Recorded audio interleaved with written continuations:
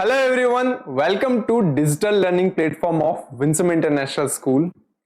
Last time देखो हमने chapter number 3 जो है वो प्लांट किंगडम को कंप्लीट कर लिया था, ठीक है ना। इस सेशन में हम बात करने वाले हैं इसके एनसीईआरटी एक्सरसाइज के बारे में, ठीक है ना। तो चैप्टर नंबर 3 जो प्लांट किंगडम है उसके एनसीईआरटी एक्सरसाइज शुरू करते हैं। तो लाते हैं चैप्टर का पहला क्वेश्चन। क्या कहता है पहला क्वेश्चन, उसकी बात करते हैं। सुनो, what is the basis of classification of algae. यानी एल्गी जो है जिसको हमने 3 क्लासेस में डिवाइड किया है। कौन कौन सी क्लासेस हैं? क्लोरोफाइसी, फियोफाइसी और रोडोफाइसी। तो उन 3 क्लासेस में डिवाइड करने का क्या बेस रहा है, मेन बेस क्या है, ठीक है। तो देखो, the presence of pigments that give the traditional colour of the algae is the main basis of the classification of algae. यानी एल्गीज को डिफरेंशिएट करना, 3 अलग अलग पार्ट्स में डिवाइड करने का मेन जो बेस रहा है वो रहा है उनके पिगमेंट्स, ठीक है ना। क्योंकि क्लोरोफाइसी ग्रीन कलर की होती है, फियोफाइसी ब्राउन की होती है और रोडोफाइसी रेड कलर की होती है। तो उनके पिगमेंट पे बेस पर किया गया है। तो देखो, नेम ऑफ द पिगमेंट और कौन सा कलर देता है और क्लोरोफिल का टाइप कौन सा है, इस हिसाब से देखा जाए तो नंबर फर्स्ट आता है क्लोरोफाइसी। क्लोरोफाइसी कैसी होती है? ग्रीन कलर की होती है। इनके अंदर क्लोरोफिल का टाइप कौन सा है? क्लोरोफिल ए होता है और क्लोरोफिल बी है। Number second is Phaeophyceae. Phaeophyceae जो है वो ब्राउन कलर की है। इसमें क्लोरोफिल ए, क्लोरोफिल सी और फ्यूकोजेंथीन जो है वो होता है। उसकी मात्रा जो होती है, याद करो, फ्यूकोजेंथीन जो है वो कम या ज्यादा होने से इसके अलग अलग शेड्स हो सकते हैं, है ना। ये एनसीईआरटी में लिखा हुआ है। और नंबर थर्ड है रोडोफाइसी। रोडोफाइसी जो है वो कैसी है? रेड कलर की एल्गी है। इसमें क्लोरोफिल ए तो है ही है, साथ ही साथ में क्लोरोफिल है डी और उसके साथ में है फाइकोएरिथ्रीन जो उसको रेड कलर देता है। ये पिगमेंट्स जो है उनके बेस पर उनके अलग अलग क्लासेस बनाई गई है। नाउ अब अगर जैसे जैसे हमारी समझ बढ़ती जाएगी वैसे वैसे हम क्लासिफिकेशन के लिए अलग अलग बेसिस भी ढूंढते जाएंगे। Now the algae are classified on a different criteria such as flagellation. यानी इनके अंदर फ्लैजिला कैसे हैं, ठीक है, फ्लैजिला है भी या नहीं। Second, storage products. जो एल्गी के अंदर स्टोरेज होता है, जो प्रोडक्ट्स हैं वो किस फॉर्म में है? क्या वो प्रोटीन है, क्या वो कार्बोहाइड्रेट है, ऑयल है, क्या है, ठीक है। सेल्यूलर ऑर्गेनाइजेशन, ठीक है। और constitution of the cell walls. Cell walls के अंदर किस किस टाइप के प्रोडक्ट्स हैं? अच्छा, सेलुलोज है, हेमिसेलुलोज है, क्या है, पेक्टिन है, क्या चीजें हैं उनके अंदर। इस बेस पर ये 4 अलग अलग नीचे और बेसिस दिए गए हैं जिनके बेस पर हम एल्गी को क्या कर सकते हैं? क्लासिफाइड कर सकते हैं, ठीक है। तो ये होता है क्वेश्चन नंबर फर्स्ट। अब हम बात करते हैं क्वेश्चन नंबर सेकंड की। क्या कहता है क्वेश्चन नंबर सेकंड? देखो ये पढ़ते हैं। When and where does reduction division takes place in the life cycle of a liverwort, a moss, a fern, a gymnosperm and angiosperm? सबसे पहले तो ये बात सुनो, ये कहता है रिडक्शनल डिवीजन। रिडक्शनल डिवीजन का मतलब क्या है? रिडक्शनल डिवीजन का मतलब होता है भैया मियोसिस कहां हो रहा है, किसके इसके अंदर मियोसिस देखना है हमें? लिवरवर्ट में देखना है, मॉस में देखना है, फर्न में देखना है, जिम्नोस्पर्म और एंजियोस्पर्म। इन जगहों पर इन प्लांट्स के अंदर कहां कहां मियोसिस देखा जा रहा है, हम उनके बारे में बात करें, ठीक है। तो सबसे पहले अगर मैं बात करूं लिवरवर्ट्स के बारे में, that meiosis takes place in the spore mother cells of the capsule in sporangium resulting the haploid spore formation. याद करो, हमने बात की थी जो लिवरवर्ट्स होते हैं, उन लिवरवर्ट्स के अंदर जो स्पोरोफाइट बनता है उसमें फुट, सीटा और कैप्सूल। ये रहा कैप्सूल। इस कैप्सूल के अंदर होती है स्पोर मदर सेल। उस स्पोर मदर सेल में क्या होता है? मियोसिस होता है। और एक स्पोर मदर सेल से क्या बनती है? 4 हैप्लॉइड स्पोर्स बनते हैं। ये हैप्लॉइड स्पोर्स बनते हैं, ठीक है। यहां मियोसिस होता है। अब आप सेकंड हो रहा है 1 से 2, फिर 2 से 4 बन रहा है। मैंने तो यहां डायरेक्टली 4 बना दिए, ठीक है ना। ये लेकिन यहां मियोसिस फर्स्ट, फिर मियोसिस सेकंड होने के बाद में 4 हैप्लॉइड स्पोर्स बनते हैं, ओके। उसके बाद देखिए मॉसिस के अंदर क्या है? मॉसिस के अंदर मियोसिस कहां होता है? Meiosis occurs in a spore mother cells of spore sex in the capsule of sporangium. यहां पर स्पोरेंजियम जो है, स्पोरेंजियम के अंदर स्पोर सेक्स मिलते हैं, उनके अंदर जो स्पोर मदर सेल मिलेगी उसमें मियोसिस होगा, ठीक है। फर्न्स के अंदर क्या होता है? Sporangia are endured on sporophylls that fertile leaves, यानी कि कहां लगे होते हैं स्पोरेंजिया जो होते हैं वो फर्टाइल लीव्स के ऊपर लगे होते हैं। याद करो ऐसी लीव्स देखी थी हमने और उनके ऊपर यहां स्पोरेंजिया लगे हुए थे और इनमें स्पोर बनते हैं। इन लीव्स के अंदर जो स्पोरेंजिया है और इन लीव्स को क्या बोलते थे? स्पोरोफिल्स बोलते थे हम। The process of meiosis occurs in spore mother sales, इनके अंदर भी स्पोर मदर सेल्स होती है, ठीक है, of sporangium for the formation of haploid spores, और इनके अंदर जो स्पोर मदर सेल होती है वो मियोसिस के थ्रू क्या करती है? हैप्लॉइड स्पोर्स बनाती है। उसके बाद जिम्नोस्पर्म के अंदर क्या होता है? देखो, मियोसिस अकर्स इन माइक्रोस्पोरेंजिया, ठीक है, माइक्रोस्पोरेंजिया में होता है, ये हमें पता है। लोकेटेड कहां होती है? इन द माइक्रोस्पोरोफिल्स, ये भी माइक्रोस्पोरोफिल्स में लगी होती है। The microspore mother cells for the formation of haploid pollen grains giving rise to a male gametophyte। याद करना, वहां pollen grains बनते हैं, अंदर मेल गैमेट्स होते हैं और pollen grains को मेल गैमेटोफाइट कहा जाता है।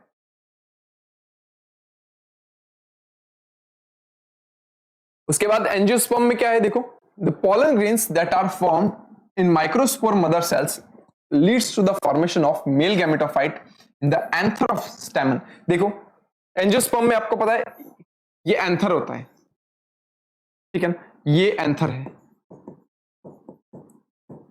ठीक है, ये क्या है सर? ये स्टेमन है पूरा, क्या ये स्टेमन है? अब इस एंथर के अंदर अगर मैं बात करूं, इस एंथर के अंदर इस जगह पर यहां बहुत सारी माइक्रोस्पोर मदर सेल्स मिलती है, जिसको हम एमएमसी बोल देते हैं, माइक्रोस्पोर मदर सेल या पोलन मदर सेल भी बोल देते हैं आगे। यहां मियोसिस होता है और ये चार बनते हैं माइक्रोस्पोर। क्या बनते हैं? माइक्रोस्पोर। हर एक माइक्रोस्पोर जो होता है उसके अंदर आगे चल करके पॉलन ग्रेन डेवलप करने की कैपेसिटी होती है, ठीक है, और एक पॉलन ग्रेन के अंदर दो मेल गैमेट्स होते हैं। तो पॉलन ग्रेन क्या हुआ? मेल गैमेटोफाइट, गैमेटोफाइट ये हुआ, और यहां मेल गैमेट होता है।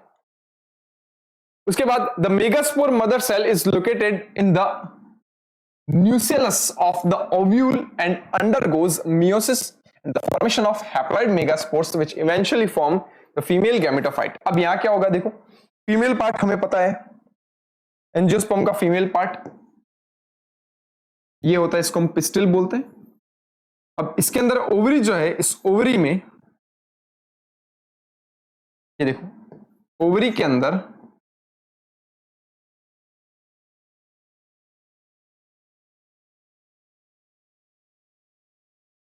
यहां ये न्यूसेलस सेल्स होती हैं इस जगह पर। इसमें से एक न्यूसेलस सेल को बाहर निकालते हैं, ये रही एक न्यूसेलस सेल। एक न्यूसेलस सेल को बाहर निकालने के बाद उसमें मियोसिस होता है और चार मेगास्पोर बनते हैं, उसमें से तीन खत्म हो जाते हैं और एक मेगास्पोर आगे चल के क्या करता है? फीमेल गैमेटोफाइट बनाता है, जिसमें एग सेल होती है। तो इन जगहों पर क्या होता है? मियोसिस देखा जाता है, ठीक है। नेक्स्ट क्वेश्चन की बात करते हैं, question number 3। Name the 3 groups of plants that bear Artigonia. Briefly describe the life cycle of one of them। यानी कोई 3 प्लांट्स जो है उनके नाम बोलो जिनके पास आर्चिगोनिया होती है, ठीक है, और उनका लाइफ साइकिल जो है वो भी डिस्क्राइब करो आप। देखो, ब्रायोफाइट्स सबसे पहले, pteridophytes and gymnosperm, they are plants that bear archegonia. सही, आर्चिगोनिया जो होती है वो क्या होता है? फीमेल पार्ट होता है, ठीक है, फीमेल रिप्रोडक्टिव पार्ट होता है। Life cycle of the bryophytes, bryophytes का लाइफ साइकिल जो है वो यहां डिस्क्राइब किया गया है। Bryophytes are haploid. आपको पता है ब्रायोफाइट्स कैसे होते हैं? हैप्लॉइड होते हैं, प्रोड्यूस करते हैं gametes, okay. The sexual organs is bryophytes are multicellular. इनका जो सेक्सुअल ऑर्गन्स होते हैं वो मल्टीसेलुलर होते हैं। देखो, अगर मैं बात करूं,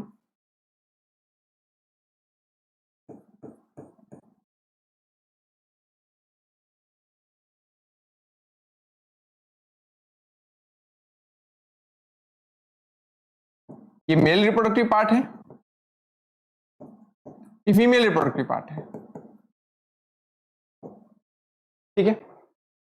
एंथेरिडियम जो होता है वो मेल रिप्रोडक्टिव पार्ट को बोलते हैं, आर्चिगोनियम जो होता है वो फीमेल रिप्रोडक्टिव पार्ट को बोलते हैं। हमने आर्चिगोनिया देख लिया, आर्चिगोनिया फीमेल रिप्रोडक्टिव पार्ट होता है। और यहां पर इस जगह पर यहां एक सिंगल एग सेल होती है, ये एग सेल, और यहां क्या बनते हैं? यहां बनते हैं एंथ्रेजॉइड्स। एंथ्रेजॉइड्स का मतलब यहाँ मेल गैमेट बनते हैं और वो इसके अंदर एंटर करते हैं। याद करो पानी की जरूरत होती है इस समय यहाँ पे, है ना।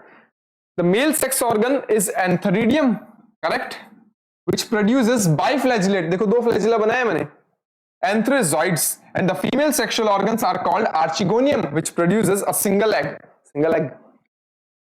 Archegonium, sorry, antheridium release antherozoids into the water that come to the contact with the archegonium. अभी देखा था इनको यहां ट्रांसफर करने के लिए क्या चाहिए, वाटर चाहिए होगा। उसके बाद an antherozoid fuses with egg to produce zygote, जब मेल गैमेट फीमेल गैमेट के साथ में फ्यूज हो जाएगा तब बनेगा zygote. Zygote undergoes reductional division to produce multicellular body that is called sporophyte. ठीक है, जाइगोट जो है वो अंडरगोज होता है reductional division to produce multicellular body called sporophyte. अब यहां पर जो स्पोरोफाइट होता है, देखो ये चीज सही नहीं लिखी हुई यहाँ पे, रिडक्शन डिवीजन नहीं होता यहाँ पे, क्या माइटोसिस होता है, माइटोसिस होता है, माइटोसिस डिवीजन होता है और मल्टीसेलुलर बॉडी होती है और स्पोरोफाइट की होती है। और ये स्पोरोफाइट जो होता है वो क्या होता है, 2n बॉडी होती है, ये डिप्लॉयड होती है। ठीक है, then sporophyte undergoes reductional division. हाँ, स्पोरोफाइट में भी कहां होता है, कहां होता है, फुट सीटा और कैप्सूल में, कैप्सूल में जो स्पोर मदर सेल होती है उसमें होगा division to produce haploid spores. ठीक है ना, These spores germinate to produce gametophyte, और ये स्पोर आगे जर्मिनेट होकर के दोबारा से क्या बनाते हैं, गैमेटोफाइट स्टेज बनाते हैं। देखिए क्वेश्चन नंबर 4 जो है इसके अंदर क्या पूछा गया है, mention the ploidy of the following protonemal cell of the moss, primary endosperm nucleus in the dicot, leaf cell of the moss, prothallus cell of a fern, gamma cell of the Mercantia, meristem cell of monocot, ovum of a liverwort and zygote of a fern। यानी इन सब की ploidy बतानी, कौन haploid है, कौन diploid है, कौन triploid है, कैसे। ठीक है ना। उसके बाद सबसे पहला आता है देखो प्रोटोनिमल सेल ऑफ मॉस। मॉस की जो प्रोटोनिमल सेल होती है वो कैसी होती है, हैप्लॉइड होती है। ठीक है, क्योंकि मॉसेस है, मेन प्लांट बॉडी कैसी होगी, हैप्लॉइड होगी। Number second, primary endosperm nucleus in dicot. Dicot के अंदर प्राइमरी एंडोस्पर्म न्यूक्लियस PEN जो होता है वो कैसा होता है, ट्रिप्लॉइड होता है। पता है आपको, ये 3n होता है। इसमें क्रोमोसोम्स के जो सेट होते हैं वो 3 होते हैं। ठीक है ना, और यही मेन कैरेक्टरिस्टिक है एंजियोस्पर्म का। Number 4, leaf cell of the moss. Moss की जो लीफ सेल होती है वो हैप्लॉइड होती है। ठीक है, prothallus cell of the fern, क्योंकि आपको पता है प्रोथैलस जो होगा वो आगे चल करके गैमेटोफाइट बनाएगा और वो गैमेटोफाइट हमेशा हैप्लॉइड होता है, तो इसकी भी एक सेल जो होगी वो हैप्लॉइड ही रहेगी। उसके बाद नेक्स्ट देखिए, गैमा सेल इन मर्केंशिया। मर्केंशिया के अंदर गैमा कप होते हैं, गैमा कप के अंदर क्या होता है, गैमे होते हैं। गैमे की हर एक सेल यानी गैमा सेल जो होती है वो कैसी होती है, हैप्लॉइड होती है, क्योंकि वो डायरेक्टली जर्मिनेट करके नया गैमेटोफाइट बना सकती है। Meristematic cell of monocot. Monocot आपको पता है क्या है, एंजियोस्पर्म है, और ये जो एंजियोस्पर्म प्लांट है इनकी मेन प्लांट बॉडी कैसी होती है, स्पोरोफाइटिक होती है, यानी 2n होती है, तो इसकी हर एक सेल कैसी होगी, डिप्लॉइड होगी, 2n होगी। इसके बाद ओवम ऑफ लिवरवर्ट। लिवरवर्ट है तो ऑलरेडी क्या है, वो ब्रायोफाइट है। ठीक है, इसके अलावा अगर मैं बात करूं ओवम दे दिया, गैमिट है, गैमिट हमेशा और हमेशा क्या होते हैं, हैप्लॉइड होते हैं, ध्यान रखना, क्योंकि उनको क्या करना होता है, दूसरे गैमिट के साथ फ्यूज करना होता है। Zygote of the fern. Fern के अंदर जो जाइगोट होता है, जाइगोट किससे बनता है, मेल और फीमेल गैमेट के फ्यूजन से तो बनता है। After the fertilisation zygote is arrest, तो डिप्लॉइड होगा जाइगोट हमेशा, क्योंकि दो गैमेट्स के फ्यूजन से बना हुआ है वो। ठीक है, नेक्स्ट बात करते हैं, right a note on economic importance of algae and gymnosperm. Algae और जिम्नोस्पर्म जो है उनके इकोनॉमिक इंपॉर्टेंस के ऊपर आपको कुछ पॉइंट्स जो है वो पूछे गए हैं। तो सबसे पहले अगर मैं बात करूं जिम्नोस्पर्म के बारे में, gymnosperm are used as ornamental plants, यानी कि जिम्नोस्पर्म के जो प्लांट्स होते हैं उनका सजावट के तौर पर यूज किया जा सकता है। Some are features in the normal gardens used as a bonsai. ठीक है, their fibres are used in the preparation of paper pulp. इनके फाइबर्स का यूज किया जा सकता है पेपर पल्प बनाने के लिए। ठीक है, फिर उनसे आगे चल करके पेपर बनाए जा सकते हैं। ठीक है, turpentine and the resins are obtained from the conifers resins, यानी कि उनसे इनकी जो रेजिन्स होती है, छाल जो होती है, उनसे टर्पेंटाइन और रेजिन्स मिल सकते हैं। ठीक है, useful oils are extracted from gymnosperms. कई सारे जिम्नोस्पर्म्स होते हैं जिनसे यूजफुल ऑयल्स मिलते हैं, जैसे junipers, pines, hemlock, fir spruces and the arborvitae. Gymnosperm seeds are used as a food products such as bakery items. ठीक है, Occasionally they are used to create silk and the other textiles, यानी इनसे जो है वो fibres भी बनाए जा सकते हैं जिनसे क्लॉथ्स बनते हैं। इसके बाद एल्गी की इंपॉर्टेंस की बात करेंगे। देखो, algae fixes carbon dioxide with the help of photosynthesis, यानी एल्गी जो करती है फोटोसिंथेसिस करके फिक्स करती है कार्बन डाइऑक्साइड का एक अच्छा खासा अमाउंट अपनी बॉडी के अंदर, ठीक है, क्योंकि सबसे ज्यादा अगर फोटोसिंथेसिस करने वाला अगर कोई है तो वो होती है algae. It increase the level of dissolved oxygen in their immediate environment, वो अपने आसपास के एनवायरमेंट में ऑक्सीजन का अमाउंट जो होती है वो बढ़ा देती है।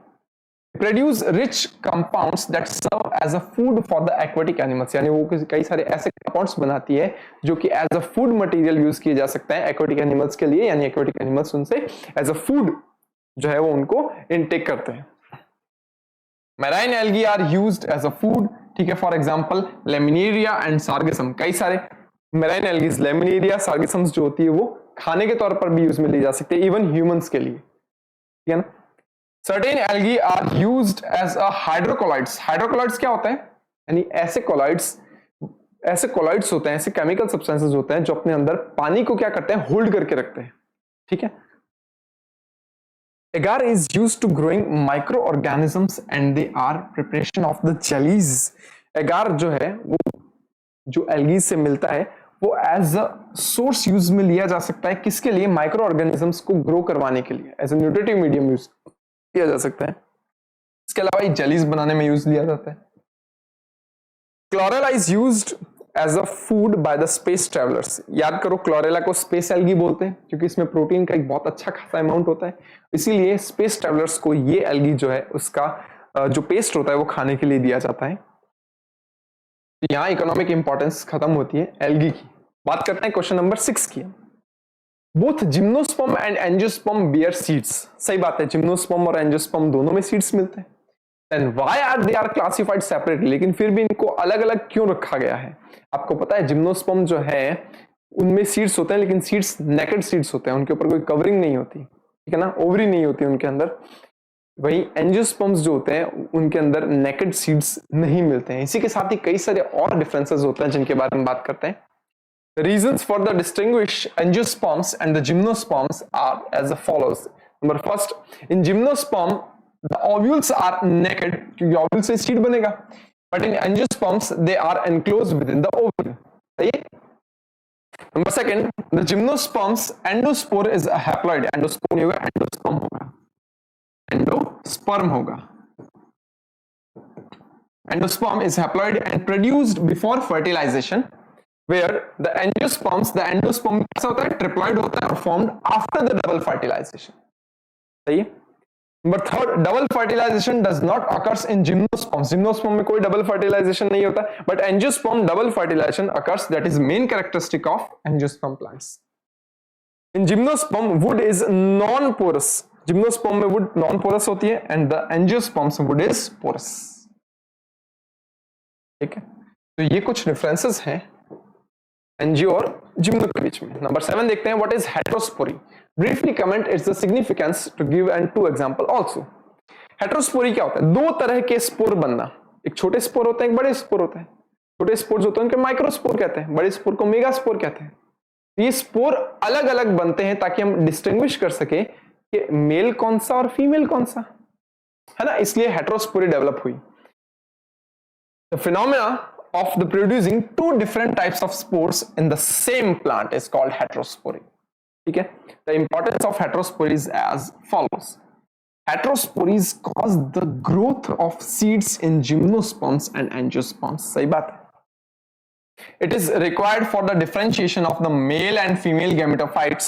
Examples इसके क्या है, साल्विनिया और सेलेजिनेला, ये दो एग्जाम्पल है जिनमें हेटेरोस्पोरी देखी जाती है, ठीक है। आगे चलते हैं, क्वेश्चन नंबर की तरफ चलते हैं। Explain briefly the following terms with suitable examples, कुछ टर्म्स दे रखी है उनको समझाना है और उनके एग्जांपल्स जो है वो भी देना है। नंबर फर्स्ट, प्रोटोनीमा क्या होता है। नंबर सेकंड, एंथेरिडियम क्या है। नंबर थर्ड, आर्चिगोनियम क्या है। नंबर फोर्थ, डिप्लॉन्टिक क्या होता है। नंबर फिफ्थ, स्पोरोफिल क्या है। और नंबर सिक्स, आइसोगेमी क्या है, ठीक है। इनके बारे में बात करते हैं। देखो प्रोटोनीमा क्या होता है, सबसे पहले बात करते हैं। Protonema is a haploid stage in the bryophyte life cycle where thread-like chain of the cells are formed. For example, the mosses protonema develop directly from a spore. देखो क्या होता है, स्पोर जो होता है, स्पोर उससे आगे होता है और उससे ऐसे धागे जैसी स्ट्रक्चर बनती है,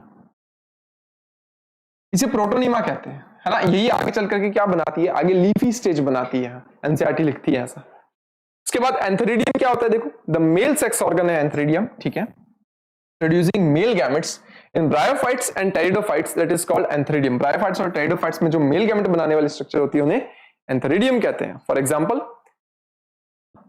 many fungi and algae have antheridia during their reproductive phases. कई सारे फंगस और एल्गी जो होते हैं वो भी अपने रिप्रोडक्टिव फेजेस के दौरान एंथेरिडियम बनाती है, सारी नहीं, कुछ एक।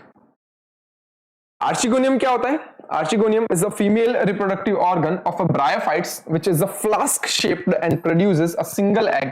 याद है आपको, अभी थोड़ी देर पहले हमने कुछ ऐसी स्ट्रक्चर बनाई थी जो कि एक फ्लास्क शेप थी और उसके अंदर एक सिंगल एग सेल होती है ना। Observed in the pteridophytes, gymnosperms and bryophytes, they are jacketed and the multicellular, ठीक है। Then possess a neck and the swollen venter, यानी कि देखो ये वाला हिस्सा जो होता है जो पतला सा है वो नेक है, और नीचे वाला हिस्सा जो होता है उसको वेंटर बोलते हैं, जो फूला हुआ होता है।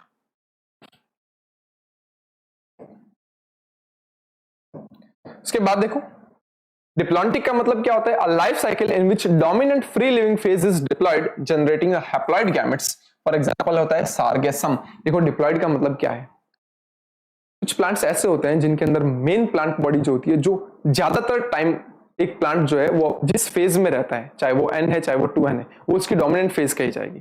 तो जो प्लांट ज्यादातर टाइम अपने लाइफ साइकिल में डिप्लॉन्टिक स्टेज में रहते हैं तो उनकी लाइफ साइकिल कैसी हो जाएगी, डिप्लॉन्टिक हो जाएगी, ठीक है। एंजियोस्पर्म के जितने भी प्लांट्स हैं, जिम्नोस्पर्म के जितने भी प्लांट्स हैं, उन सब में क्या होती है, डिप्लॉन्टिक लाइफ साइकिल मिलती है। टेरिडोफाइट्स में भी ऐसा ही होता है, ठीक है। सार्गेसम इसका एग्जांपल दे रखा है।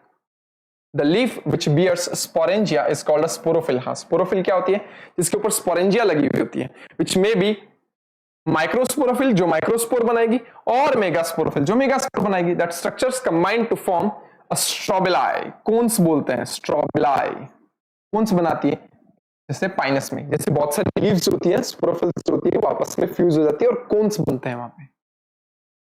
आइसोगेमी क्या होता है, sexual reproduction takes place through the fusion of two gametes. हाँ, सेक्सुअल रिप्रोडक्शन में दो गैमेट्स होते हैं और उनका फ्यूजन होता है, which can be flagellated and they are similar in size. वो फ्लैजिलेटेड हो सकते हैं और साइज में सिमिलर हो सकते हैं, और वो नॉन फ्लैजिलेटेड भी हो सकते हैं, यानी इसमें फ्लैजिला एब्सेंट भी हो सकता है, और वो नॉन मोटाइल हो सकते हैं, बट सिमिलर इन साइज, यानी कि कुछ इस तरह से flagellated but similar, non flagellated but similar.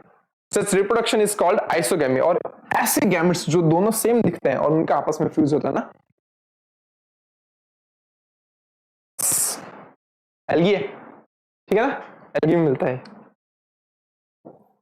Question number 9 क्या कहता है, ये सुनो, differentiate between the following. Differentiate करना है किन किन के बीच में, देखो red algae and brown algae के बीच में, लिवरवर्ट्स और मॉसेस के बीच में डिफरेंशिएट करना है, होमोस्पोरस और हेटेरोस्पोरस टेरिडोफाइट्स क्या होते हैं उनके बीच में, सिनगैमी और ट्रिपल फ्यूजन के बीच में, ठीक है।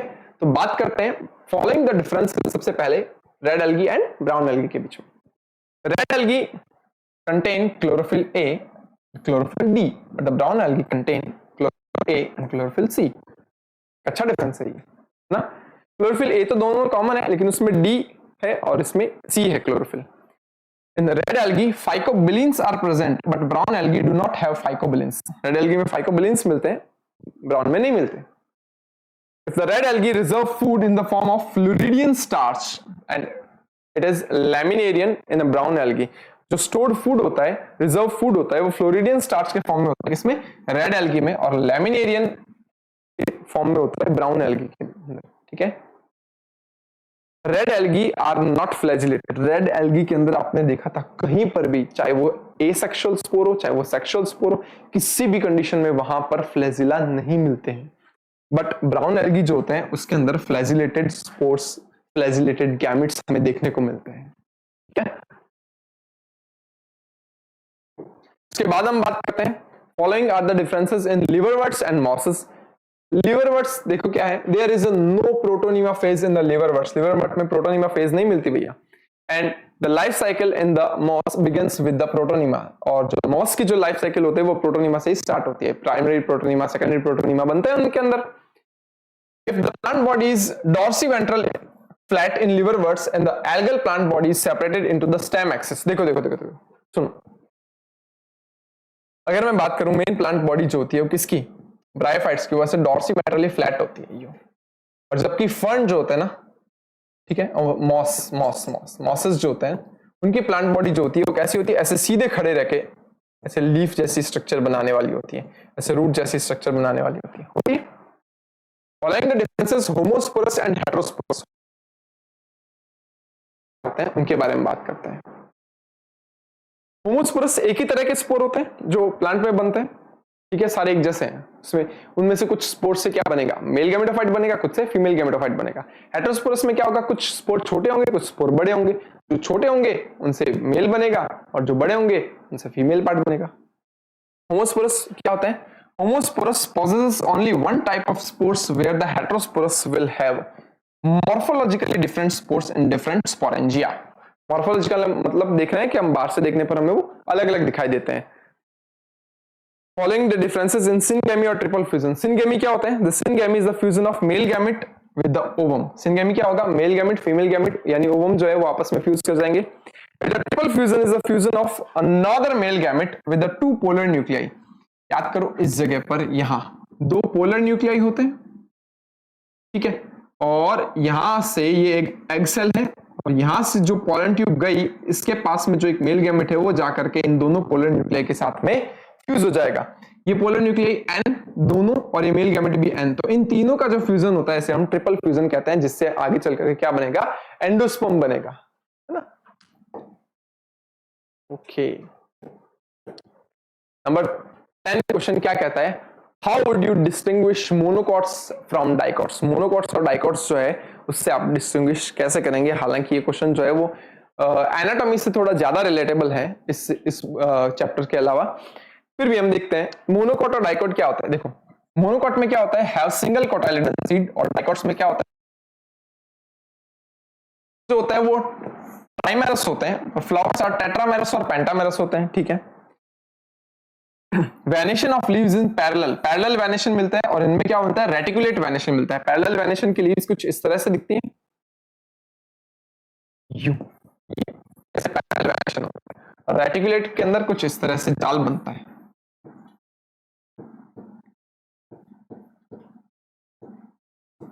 जाल बनता है, ये रेटिकुलेट वेनेशन है। Vascular bundles are scattered. Xylem phloem जो होते हैं वेस्कुलर बंडल्स वो स्कैटर्ड होते हैं, नहीं फैले हुए होते हैं, और इनके अंदर vascular bundles are organised in a ring, वो रिंग फॉर्म में मिलते हैं वहां। Absence of vascular cambium. Vascular cambium absent होती है इसलिए नए जाइलम और नए फ्लोएम नहीं बनते, और यहां पर प्रेजेंट होती है वेस्कुलर कैम्बियम, मतलब कंटिन्यूअसली जाइलम और फ्लोएम नए बनते रहते हैं। Primary root is replaced by the adventitious roots and they are short lived, क्योंकि प्राइमरी रूट जो होती है वो इसकी वो शॉर्ट लिव्ड होती है, प्राइमरी रूट हट जाती है, ये प्राइमरी रूट्स को हटा करके एडवेंटिशियस रूट्स आ जाती है जो स्टेम के बेस से निकलती है। और वहीं अगर मैं बात करूं primary roots occur in a few cases, primary roots in the long lived. यहां पर कुछ नहीं होता, यहां पर प्राइमरी रूट्स रहती है और उससे सेकेंडरी और टर्शियरी रूट्स और निकलती है, यहां से ऐसे सेकेंडरी रूट्स निकलती हैं और फिर उनसे टर्शियरी रूट्स और निकलती है यूं, ठीक है। तो ये कुछ डिफरेंसेस होते हैं जो मोनोकॉट और डाइकॉट में देखे जाते हैं। नेक्स्ट क्वेश्चन पे चलते हैं अपने। Match the following column first to column second. एक तरफ आपको अलग अलग तरह के प्लांट्स के बारे में बता रखा है और दूसरे में उसकी कैटेगरीज दिखा रखी है, ठीक है। क्लेमाइडोमोनास, साइकस, सिलेजिनेला और स्फेग्नम यहां दे रखा है, और उस तरफ दे रखा है मॉस, टेरिडोफाइट, एल्गी और जिम्नोस्पर्म दे रखा है। तो अब एक बात करूं मैं, क्लेमाइडोमोनास क्या है, क्लेमाइडोमोनास जो है वो एक एल्गी है, हमें पता है। साइकस जो है, साइकस क्या है, साइकस एक जिम्नोस्पर्म है। सिलेजिनेला क्या है, सिलेजिनेला एक टेरिडोफाइट है, और स्फेग्नम जो है मॉस है। याद करो स्फेग्नम को पीट मॉस भी बोलते हैं, इससे भी हो सकता है।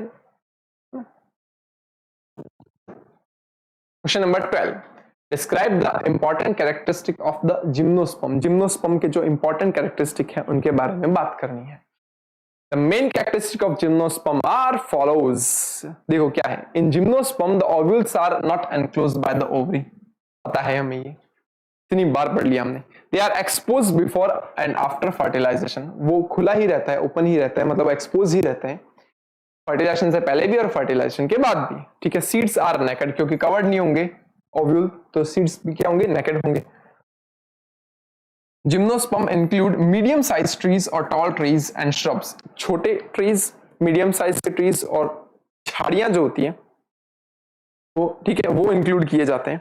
रूट्स कैसी होती है, टैप रूट्स होती हैं इनके अंदर. ठीक है. द स्टेम्स आर ब्रांच्ड भी हो सकते हैं और अनब्रांच्ड. स्टेम जो कैसे होते हैं, ब्रांच्ड हो सकते हैं या अनब्रांच्ड हो सकते हैं. उसके बाद लीव्स आर सिंपल और कंपाउंड. सिंपल लीव्स जो होती है वो क्या होती है, छोटे छोटे पार्ट्स में डिवाइडेड नहीं होती, पूरी कंप्लीट लीव होती है. और कंपाउंड्स लीफ में क्या होता है आपको पता है, लीफलेट्स बन जाते हैं, एक लीफ छोटे छोटे पार्ट्स में डिवाइड हो जाती है. Plant body is separated into root, stem and leaves and its sporophyte. ठीक है. ये जो प्लांट बॉडी है वो रूट, स्टेम और लीव्स के अंदर डिफरेंशिएट होती है और ये स्पोरोफाइट प्लांट बॉडी होती है, यानी कि 2n है इसके सारे sales. They produce two kinds of spores, so they are called heterosporous. इसमें दो तरह के स्पोर्स मिलते हैं, इसलिए हेटेरोस्पोरस है. ठीक है. Fertilization takes place in the absence of external water. पानी नहीं चाहिए. ठीक है ना. Form Siphonogyme. देखो, fertilization takes place in the absence of external water and form Siphonogyme. Siphonogyme का मतलब पता है क्या होता है, यानी इनके अंदर pollen grains बनते हैं. ठीक है. pollen grains बनते हैं और ये pollen grains से क्या होती है, एक ट्यूब निकलती है जिसे बोलते हैं pollen tube. क्या बोलते हैं, पॉलन ट्यूब बोलते हैं. पॉलन ट्यूब निकलती है और उस पॉलन ट्यूब के अंदर मेल गैमेट्स होते हैं और वो पॉलन ट्यूब जाती है एग सेल तक. पानी की यहां पर कोई रिक्वायरमेंट नहीं होती, पॉलन ट्यूब के थ्रू जाते हैं, इसलिए यहां पर नाम है साइफोनोगैम. ठीक है. और इसी के साथ ये एक्सरसाइज के सारे क्वेश्चन जो है वो खत्म होते हैं. अगर इस एक्सरसाइज से रिलेटेड आपको कोई भी डाउट है तो आप नीचे कमेंट सेक्शन में लिख सकते हैं. मिलते हैं जल्द ही नेक्स्ट सेशन के अंदर. तब तक के लिए keep learning and keep growing with Winsome international school. Thank you.